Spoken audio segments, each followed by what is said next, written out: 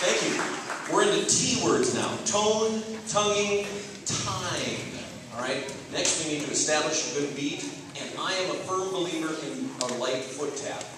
Okay? If your son or daughter is practicing at home and they're tapping their toes to the beat, that's a good sign. Encourage them to do it. Not only is their body getting involved in the rhythm, but if they're in a high school marching band, they're that much closer to being able to get a good steady beat on the marching band field. We're going to try and tap and play along with a good Woody Herman tune called Woodchopper's Ball.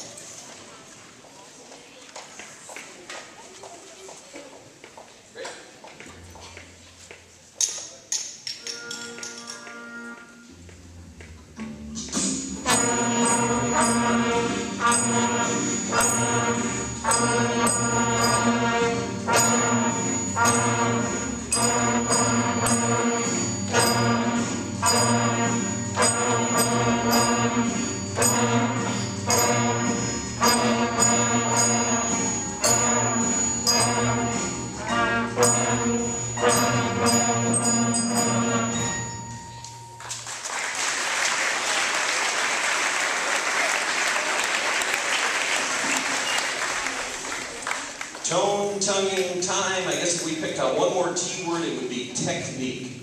The ability to play fast and accurately. That has not been a goal of ours yet, but it will continue to be as the year goes on. That finger technique and the ability to read notes fast. Our hardest piece we've learned so far is the Ode to Joy, and we're going to try that technical challenge for us right now. Ode to Joy.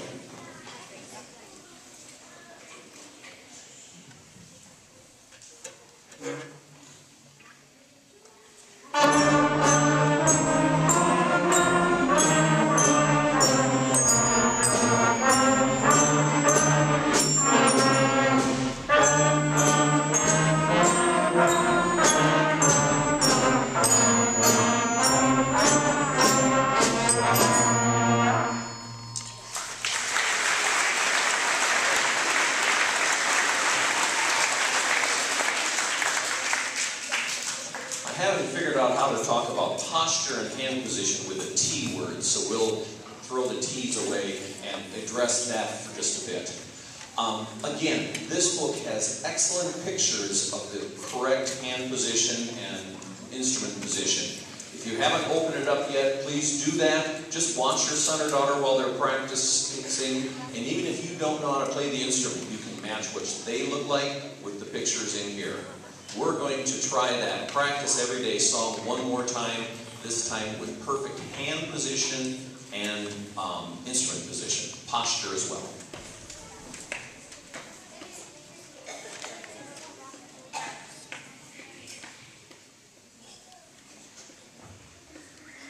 It's good to have a band on top of it. Now, I did forget the percussion section, didn't I? All right, we got a percussion feature here ready to do. You know that song, The Itsy Witsy Spider? Well, these guys are too old for that. This is Rocknophobia. All right? And this will demonstrate all the percussion instruments they've worked on so far. Bass drum, snare drum, some auxiliary percussion, as well as two-part bells playing. Rocknophobia.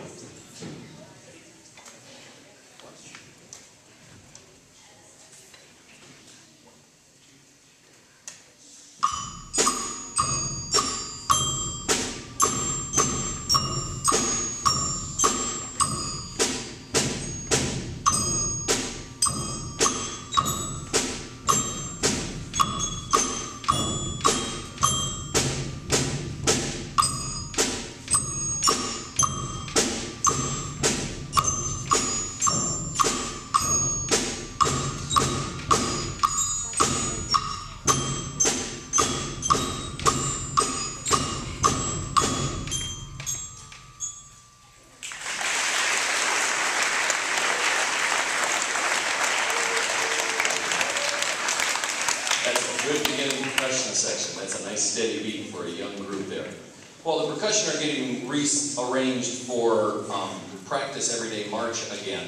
Back row, would you stand up and just show perfect hand position and posture for your instrument? Okay? Your parents of these students, watch how this should be and help them keep that. Third row, stand up. demonstrate perfect posture and hand position. Go ahead, Clarence, for your instrument. Second row, go ahead, stand up. Hand position, posture, show the right hand, the left hand, good. First row, stand up. Perfect. Hand position, posture, good. Keep it that way while we play, you may sit down, while we play Practice Everyday March again.